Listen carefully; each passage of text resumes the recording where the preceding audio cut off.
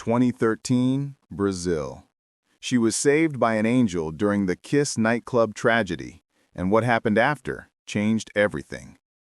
Santa Maria had always been a city of contrasts. For those who grew up there, it was a simple place, familiar, predictable, almost gentle. But for outsiders, people like Marina, it was the center of an entire universe. A vibrant university town brimming with young students from every corner of the state, carrying different accents, dreams, expectations, and a childlike hunger to live everything at once. Marina had arrived 4 years earlier with that common mix of fear and euphoria. It was her first time away from home, her first time building a life that didn't depend on her parents, her first time walking through streets as someone who was about to discover who she really was. And Santa Maria shaped her. She learned there that friendships could be formed in photocopy lines, in narrow hallways, in cheap bars, and during endless nights of studying. She learned that the feeling of freedom could be terrifying at first, but addictive with time. And she learned that the future arrives quickly, sometimes too quickly. And now, that future was knocking at her door. Graduation was over. Final exams had been graded. Professors congratulated students in the hallways, and the city felt smaller, quieter, more nostalgic than ever. It was her last week there, and her last night. She had spent the entire day packing, boxes of books, clothes, memories, photos, random objects that carried stories only she understood. Her shared house was empty. Her roommates had already traveled home. She walked slowly from room to room, running her fingers along the walls, looking at each corner, feeling the familiar scent of the place that had witnessed so many versions of who she had been. And then she decided. She wouldn't leave without a proper farewell. She needed to see her friends, to hear familiar laughter, to feel, for one last night, that the world she had built was still hers. So she invited everyone to meet at Kiss, the nightclub where they had celebrated birthdays, exam results, end-of-semester parties, random joys, and even small heartbreaks. The place that held some of her most intense memories of university life. Everyone agreed. Everyone promised to arrive early. Everyone knew it was a special goodbye. And Marina, as always, ended up running late. The heat of that late January evening was almost unbearable. The sky felt heavy, suffocating, as if holding its breath along with her. As she got ready, Marina felt an uncomfortable tightness in her chest. It wasn't just the rush. It was the weight of the farewell. A strange feeling clung to her skin, something she couldn't name, but that sent small shivers through her spine at unpredictable moments. She tried to ignore it. She tossed her hair to the side, put on a final layer of perfume, slipped into her favorite pair of high heels, the same pair she had worn so many times over the last 4 years. She looked at herself in the mirror one last time. "Tonight's the night," she whispered, trying to smile. She left the house alone, locking the door behind her. She walked down the empty hallway, then down the stairs. The street outside was lively, as always on Saturdays, especially during the university summer months. Groups of students walked back and forth, laughing, singing, planning their night. Marina watched them with a bittersweet feeling, as if watching her own life continue without her. She took a crowded bus, then walked the last few blocks. She was in a hurry, but she also wanted to savor that walk. It was her last time doing it. Every street felt more alive, every bar louder, every face more significant. Her friends were already there, several of them sending rapid messages. "Where are you? You're coming, right? We're going in already." Marina laughed and replied, "Almost there. Don't go in without me. It's my farewell." She turned the final corner. The nightclub shone ahead, bright and alive, crowded and buzzing. Music spilled out of the walls, vibrating in the chest of anyone walking by. Young people clustered at the entrance, laughing, hugging, taking pictures. It was a familiar scene, comforting even, almost beautiful. Marina smiled at the sight. She was just a few meters from the door when it happened. One step, another, then the slip. Her high heel caught on a small crack in the pavement. At first it felt like nothing, just a common stumble. But the weight of her body shifted completely the wrong way. There was the snap, the pain, the ground coming up too quickly. She fell hard, feeling her ankle twist in a way ankles were not meant to twist. Pain exploded immediately, deep, hot, throbbing. She tried to step on it. Her body refused. She tried to stand. Her legs shook, nearly collapsing again. People passed around her without noticing. No one saw the pain in her eyes, the rising panic in her chest, the humiliation of falling alone right in front of the club's entrance. She took a deep breath, struggling to stay calm. She didn't want to call her friends. She didn't want to ruin their night. She didn't want to become a burden on the night meant to be her own farewell. "I just need to walk to the door," she whispered, trying to convince herself. She tried one step. Pain knocked her right back down. And that was when, precisely when, a taxi pulled up beside her. It hadn't been hailed. No one nearby had signaled it. There was no apparent reason for that car to stop right at that moment, right at that exact spot. But it stopped. Slowly, deliberately. The window rolled down. The driver looked at her with eyes that held no rush, no judgment, no confusion. It was a calm gaze, deep, almost serene in a way that felt out of place. "You're hurt," he said. His voice was low, steady. Marina froze for a moment. "I just tripped. I think I twisted my ankle." He tilted his head slightly, analyzing her injury without touching her. "You're not going to make it inside." She frowned. Something about the way he said that felt wrong. Not the words, the certainty. "Excuse me, you don't even know me." He continued, "I can take you to the hospital. Get in. I'll take you." Marina hesitated. She hated seeming vulnerable, hated seeming lost. But the truth was undeniable. She couldn't walk. A group of students walked past, laughing loudly, excited for the night ahead. None of them noticed her. None saw the pain, the frustration. Marina looked at the nightclub entrance, so close, so unreachable. Then she looked back at the driver. "Okay," she said quietly, "but I'll pay you once we get there." He shook his head. "This ride doesn't need to be paid." "What do you mean?" He met her eyes in the rearview mirror. His gaze was steady, dark, profound in a way that felt out of place. "You're not going to make it inside." She froze for a moment. "I was meant to be here, with my friends. Tonight's my farewell." He replied, without raising his voice, without changing his expression. "Not tonight."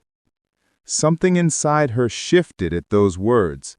Some silent, instinctive part of her seemed to understand, even if the rest of her didn't.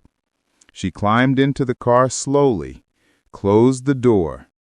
The taxi began moving, as if it already knew exactly where it needed to go.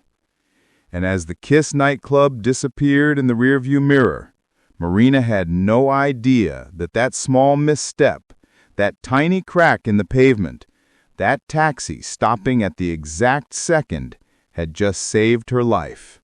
Marina could never explain exactly what she felt when she looked at that man for the first time. It wasn't fear. It wasn't trust. It was something suspended between the two. A silent impact, the kind that hits when you face an emotion you don't yet have the vocabulary to name. The man watched her from behind the steering wheel, motionless, as though he had been waiting for her, and only her. For a moment, Marina tried to rationalize. Of course, he was there by coincidence. It was a taxi stand after all. It was late, young people came and went constantly. He could have been resting, killing time between rides. But something in her, that instinctive part of ourselves we know exists but prefer to ignore, whispered that there was more to it than that. The car door remained open. And that sentence still echoed in her head. You're already where you needed to be. Marina swallowed hard, leaned against the metal railing beside the Boate entrance, and tried to put weight on her injured ankle. A sharp sting ripped through her foot, up her leg, locking her breath in her chest. She bit down on a groan. I just need a second to breathe, she muttered, more to herself than to him. He didn't answer. He simply watched her, like someone patiently waiting for a decision he already knew she would make. There was no pressure in his expression, no urgency. It was as if he had already seen the outcome. Marina tried again to steady herself. She couldn't. She looked toward the Boate. The strobe lights flashed inside. People laughed in line. Others hurried in, eager to dance, to drink, to celebrate futures they believed were guaranteed. She thought of Guilherme. He was in there, probably already drinking with the group, maybe complaining because she was late, like always. Maybe he'd sent her messages she hadn't seen, because the signal outside the Boate was terrible. She imagined herself walking in, limping, ankle throbbing, pretending everything was fine. But deep down, nothing felt fine. Something in the air had shifted, as if an invisible tension had spread across the street, across the night, across the entire world. And then she made her choice. She inhaled slowly, turned toward the taxi driver, and said, "Could you take me to the hospital, please?" He nodded once, lowered his gaze to the dashboard, and started the car. Marina eased herself into the back seat, cradling her ankle in both hands. The door shut with a solid, final thud, a sound that felt like the beginning of something, or the end of something else. Once seated, Marina noticed the car smelled strange. Not perfume, not cigarettes, not the musk of an old taxi. It was different, fresh, almost metallic, like the scent that arises from the ground when the first rain falls after months of drought. Clean, pure, out of place for a taxi outside a crowded club in the middle of the night. She settled in. "Thank you for helping me," she murmured. The driver finally spoke, his voice low, deep, yet unnervingly clear. "There's no need to thank me." Marina realized the rearview mirror was tilted slightly, just enough for him to watch her face even while looking forward. The car pulled away from the Boate. The street swarmed with young people, laughing, taking pictures, weaving between bars. Santa Maria pulsed with its usual Friday night energy, but Marina felt detached as if she was behind glass, sealed off from the frenzy outside. The driver didn't speak. Neither did Marina. After several minutes, she forced herself to break the silence, more out of discomfort than true curiosity. "Do you always work the taxi stand in front of Kiss?" He took a moment before replying. "Tonight, yes." The answer was vague, almost intentionally vague, but she didn't push further. Her ankle throbbed, and she focused on breathing steadily. When they arrived at the hospital, the car slowed smoothly and stopped near the emergency entrance. Marina opened the door carefully, bracing herself on the frame. The driver stayed completely still. She remembered the fare. How much was the ride? "You don't need to pay," he said instantly. She frowned. "What do you mean? I insist." "Tonight, you only need to go inside." Her heart thudded. The way he said it wasn't polite. It wasn't gentle. It was absolute. A statement of fact, almost prophetic. She was so unsettled, she blurted the first thing that came to her mind. "What's your name?" He turned toward her, and for the first time she saw his eyes clearly. Not dark, not brown, just intense, as if they held more than they should. Kamael, he said. A strange shiver coursed through her. She'd never heard that name before, yet it felt significant, familiar in a way she couldn't explain. Thank you, Kamael, she whispered. He nodded once. Marina hobbled toward the hospital entrance, torn between looking back at him and hurrying inside. At the door, she turned. The car was still there. It didn't vanish. It didn't speed off. It didn't dissolve into thin air. Nothing supernatural. It simply remained still, unwavering, like someone who had completed a simple, precise mission. Marina took a breath and stepped inside. The reception was calm. A few people waiting, quiet conversations, a typical late-night scene at the ER. She was triaged almost immediately. A nurse guided her to a small exam room where the doctor checked her ankle. "You twisted it pretty badly," he said gently. "We'll need to immobilize it. It'll hurt a little." She tried to smile, but her thoughts raced back to the taxi outside, to the man who had said she was exactly where she needed to be. What kind of a sentence was that? Who says something like that? And worse, why did he sound so sure? When the doctor finished applying a temporary splint, he prescribed painkillers and recommended rest. Marina hanged him and prepared to leave the room. That's when the noise began. Long before anyone fully understood the tragedy, at first it was just footsteps, then hurried voices, then screams. People burst through the hospital entrance, coughing violently, crying, yelling names. The doctor froze. Marina felt fear claw up her throat. "What's happening?" she asked. A passing nurse, pale as paper, whispered, "Something at Kiss. I don't know details yet, but they're saying smoke." Marina's body locked. Smoke? Chaos crashed through the ER like a wave. More people stumbled in, carried, choking, disoriented. The acrid smell of burning materials invaded the corridor, sharp and overwhelming. The doctor whispered, "My God!" Marina could barely think. The faces rushing inside blurred with the faces of her friends in the club.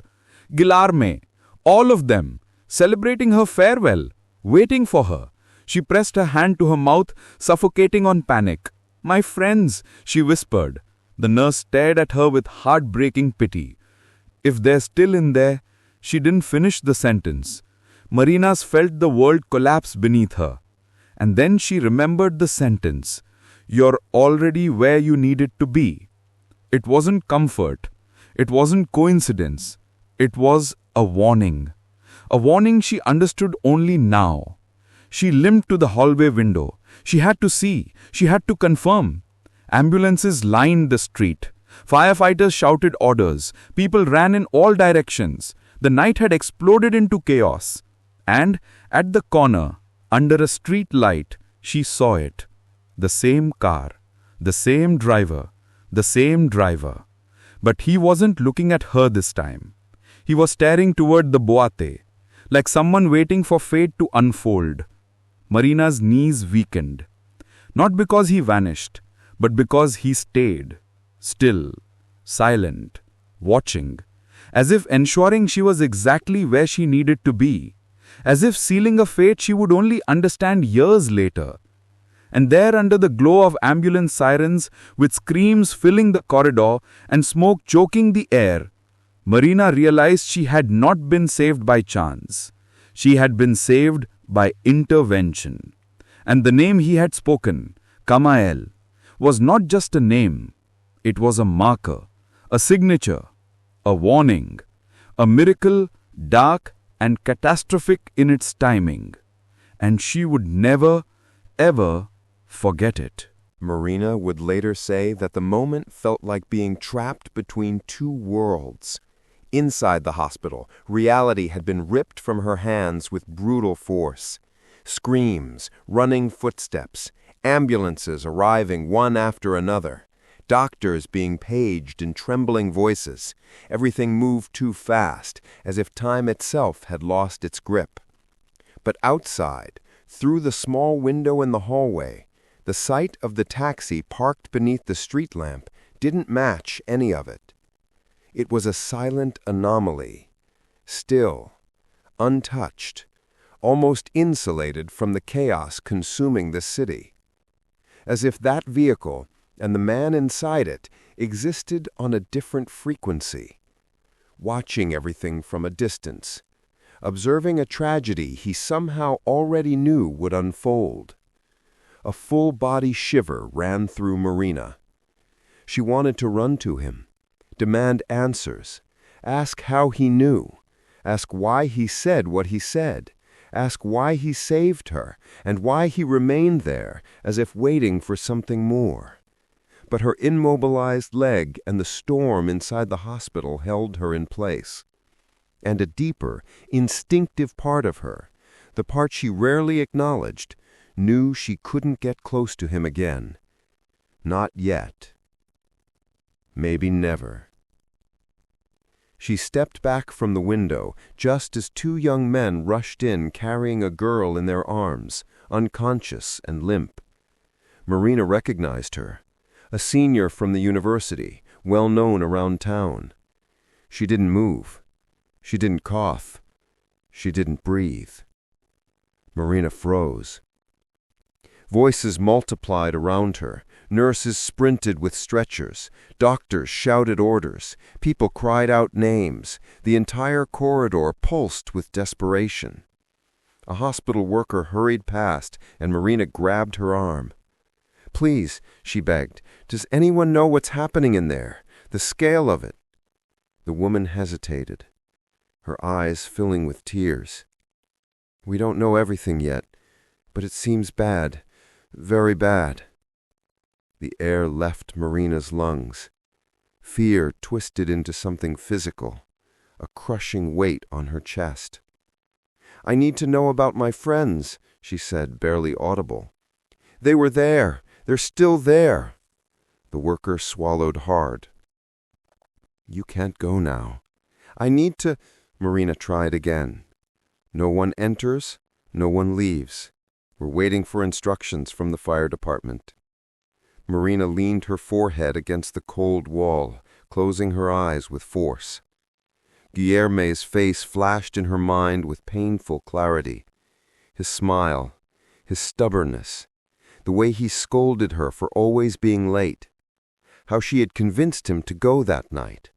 He had said he was tired, that he had to wake up early, that he wasn't in the mood. But she insisted.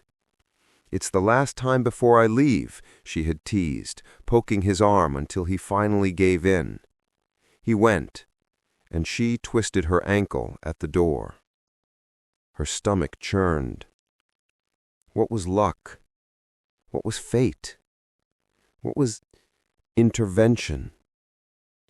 20 minutes later, the hospital turned into a battlefield. Unconscious young people were brought in by the arms. Some coughed so violently they bled. Others didn't move at all, their faces gray, coated in toxic smoke. Just being near them made it hard to breathe. Marina watched everything as if trapped in a waking nightmare.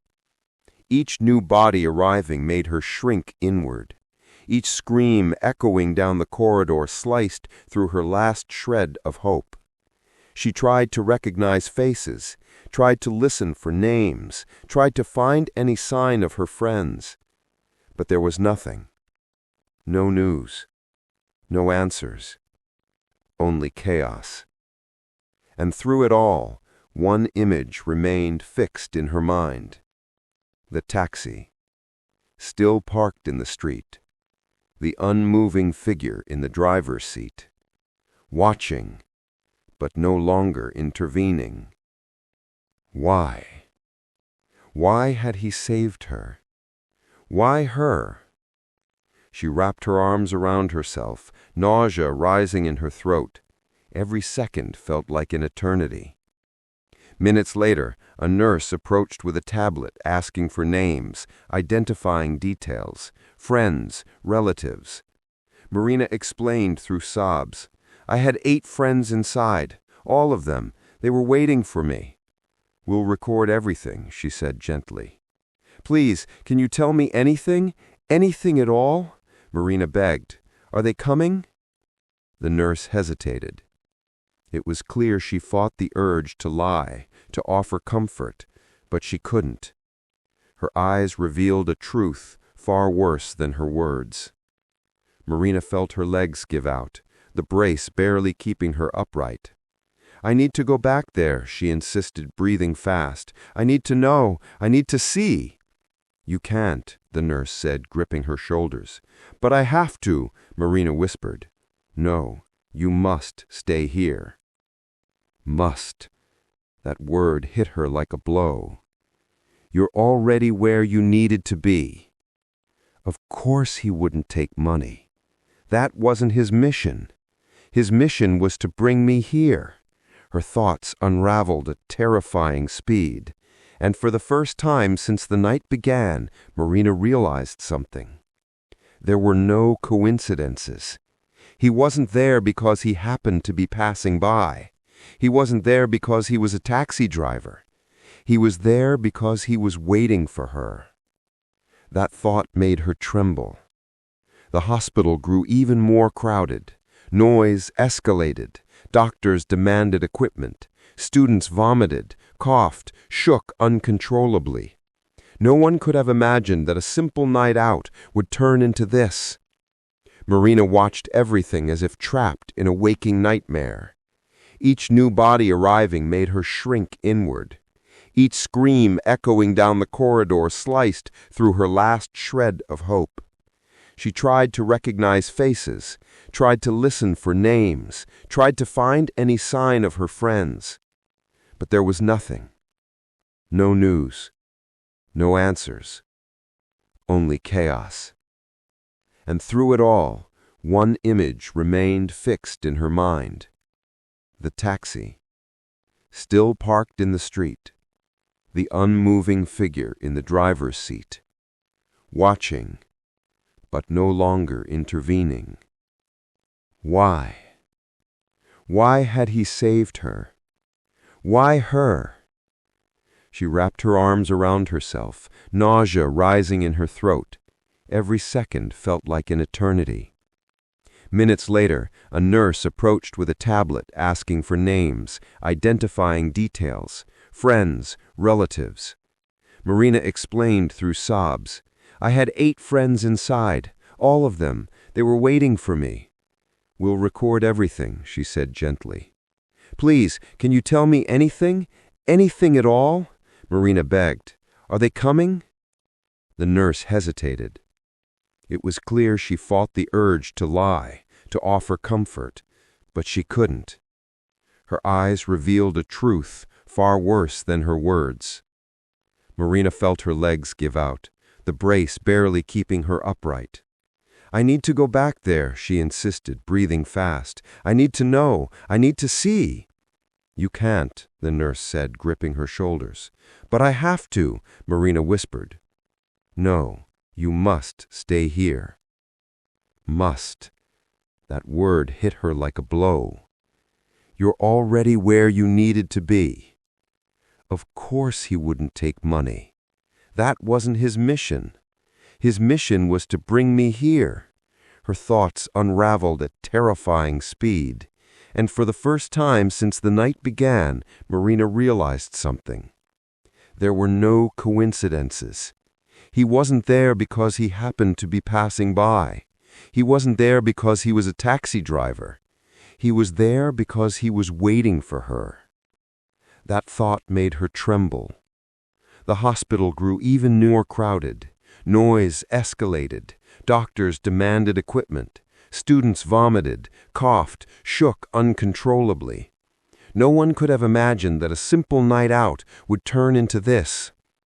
Marina watched everything as if trapped in a waking nightmare. Each new body arriving made her shrink inward. Each scream echoing down the corridor sliced through her last shred of hope. She tried to recognize faces, tried to listen for names, tried to find any sign of her friends.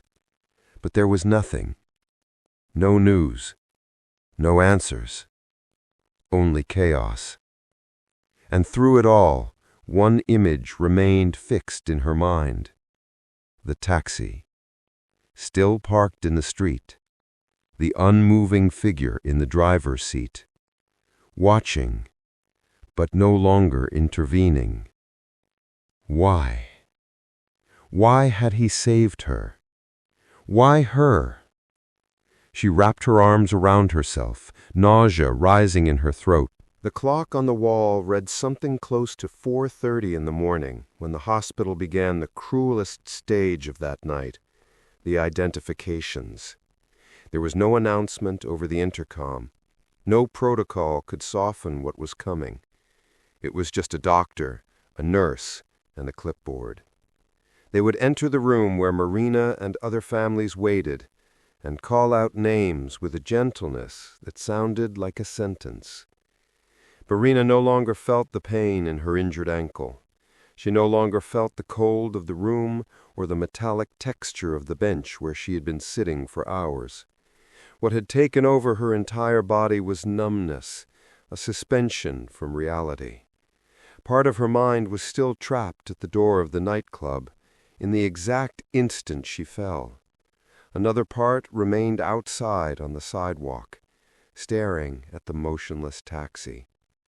The rest of her was there, seated, a witness to her own ruin. When the doctor entered for the first time, holding a blue folder, every whisper in the room stopped. He called a name. A mother stood up. She knew before hearing anything else. Everyone knew. Silence is a merciless translator. Marina lowered her head and heard, somewhere behind her, the muffled sound of someone collapsing onto the floor. Then a scream, raw, guttural, rising from the deepest place a human voice can reach. A scream so primal, her entire body trembled. In that moment, Marina understood something terrible. There would be no good news that night. With each entry of the doctor, with each name spoken in a soft, trembling voice, with each family that fell apart as if shot point blank, Marina felt her soul splinter piece by piece. She waited. She waited for a name that didn't come. She waited for Guilherme. She waited for any sign that he was alive. But nothing. And with each passing minute, the silence became an omen. The hours dragged on toward dawn, but the darkness clung to the hospital walls. Outside, sirens echoed through the streets like metallic wails. Helicopters circled overhead. Reporters began gathering at the entrance.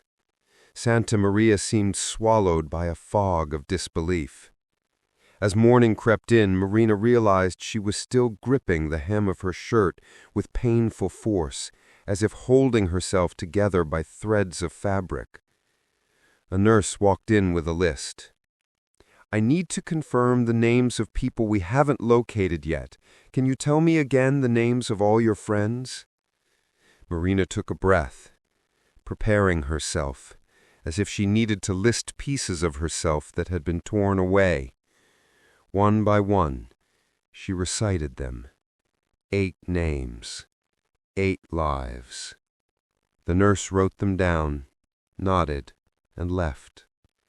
Marina stared at the floor, hearing nothing but her own frantic heartbeat.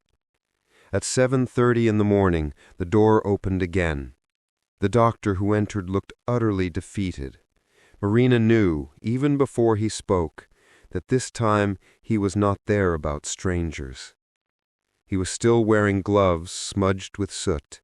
His eyes were red as if he had cried before coming into the room. He walked to the center. Marina lifted her gaze. Her whole body stiffened. Then he spoke. A name. The first friend. Marina swallowed. The world blurred. The second family collapsed beside her. Another name. The third. The fourth. The fifth. Each name was a blow. Marina felt herself being torn open from the inside. Tears streamed uncontrollably, no permission, no pause, as if her body had surrendered. She squeezed her eyes shut, but the doctor's voice kept slicing through her mind. 6th, 7th, 8th. 8 names. All of them. Every one of her friends. All gone. Marina clamped a hand over her mouth, trying to contain the scream that escaped anyway.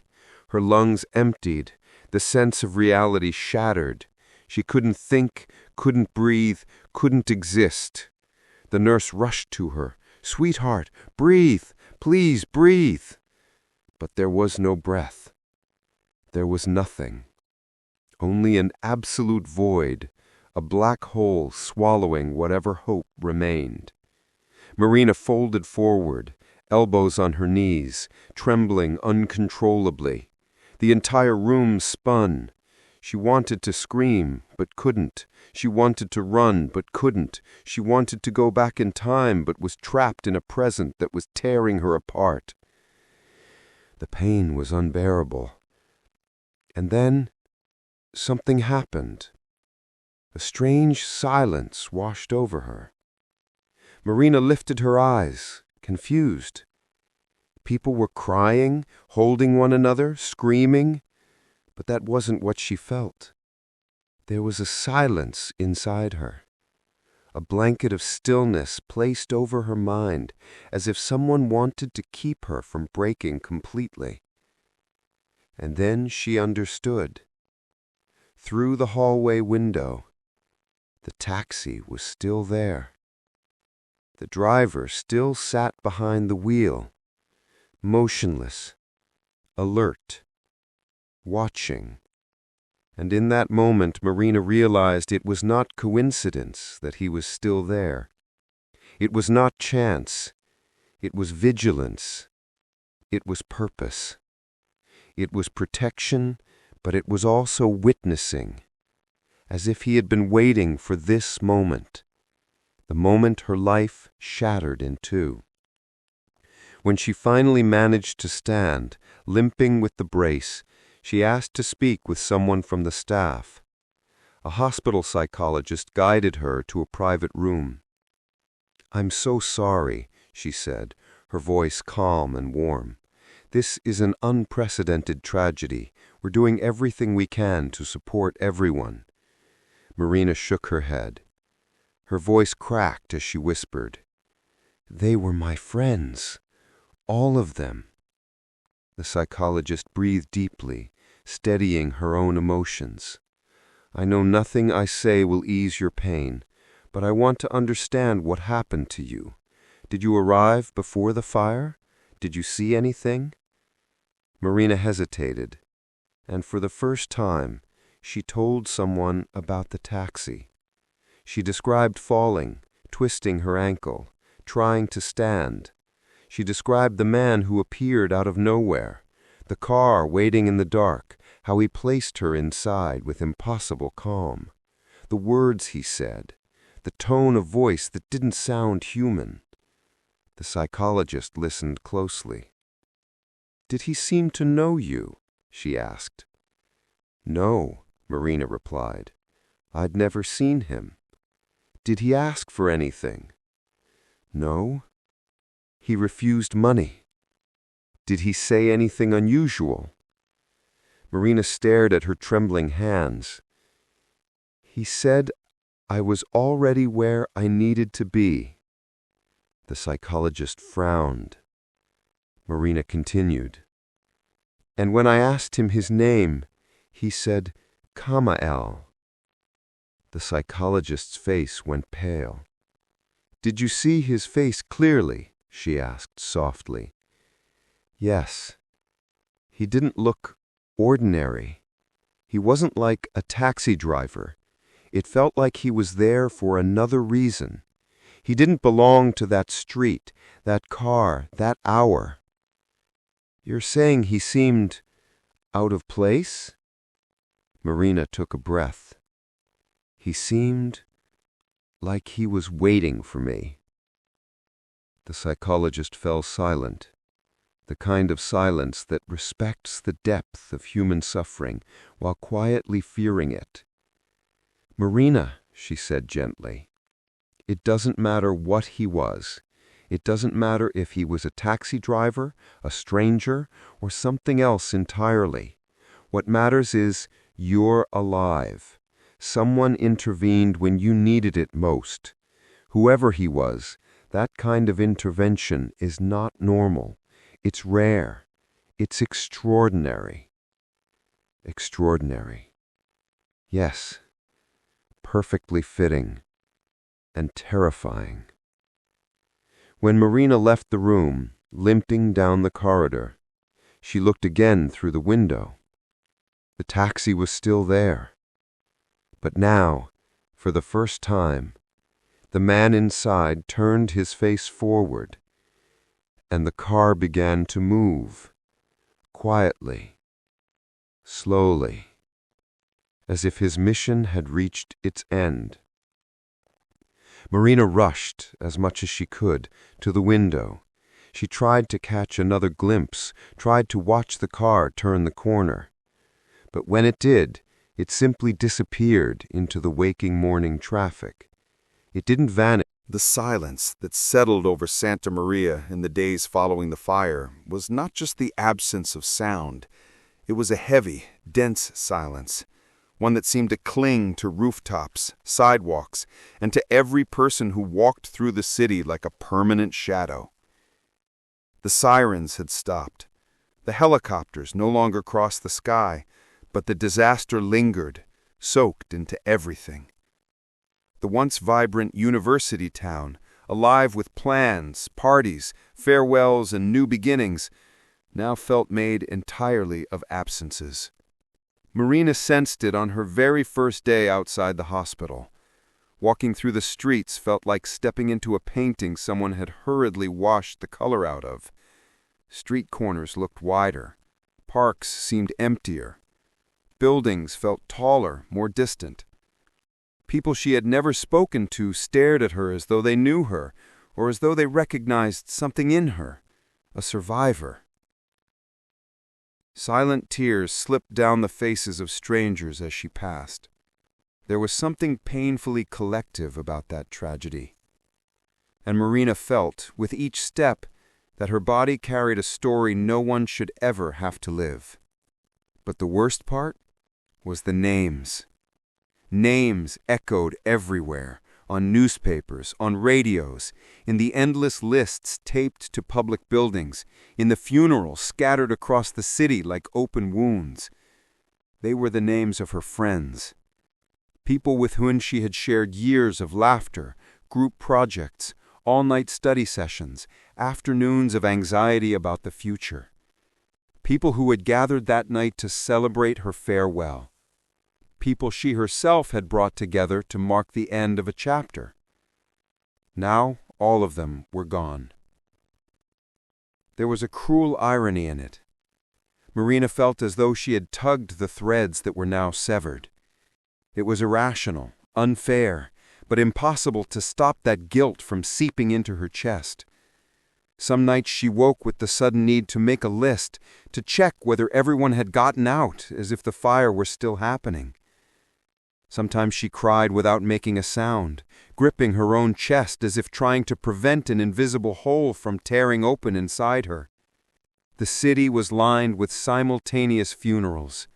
Car after car moved slowly in long processions, as if tragedy had orchestrated an unending march of grief.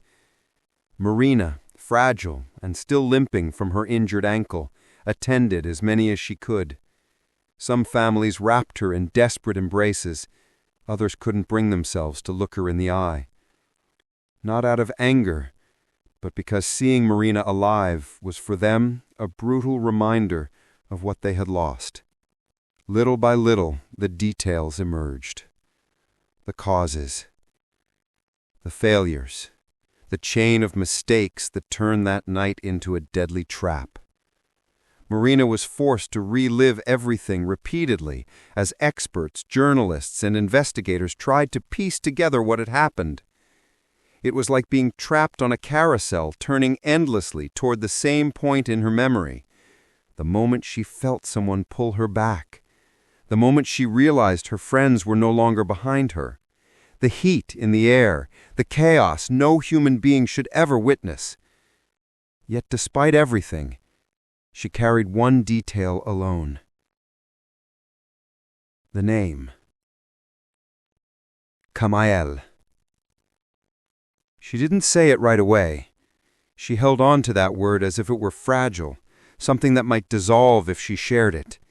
It felt as though it belonged to another place, another plane. How could she explain that in the midst of the greatest horror of her life, someone or something had guided her out of the inferno forming inside the nightclub? How could she explain it without sounding insane? How could she explain it when she barely understood it herself? But the truth was, Marina couldn't forget. It was always in moments of silence that the name resurfaced with the greatest force. In the hospital, when the machines fell quiet. At home, when the sobs faded. In the early hours of the morning, when the world seemed suspended, the name echoed as if etched in her, Kamael. And though it brought some comfort, it also brought pain, because it reminded her she was saved, while so many others never had the chance. Good people. Full of futures now frozen in time. Parents who would never see their children again. Friends who would never meet in that lively university town that once pulsed with life and now breathed only grief. Weeks passed, and the city began receiving letters, flowers, candles, and tributes from every corner of the country. The streets filled with colors that tried, somehow, to respond to the darkness that had engulfed Santa Maria, but no tribute could truly fill the void.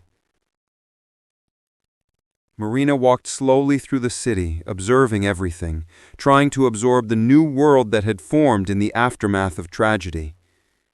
It was no longer the same Santa Maria, and she was no longer the same girl who had arrived years earlier to study, dream, and grow.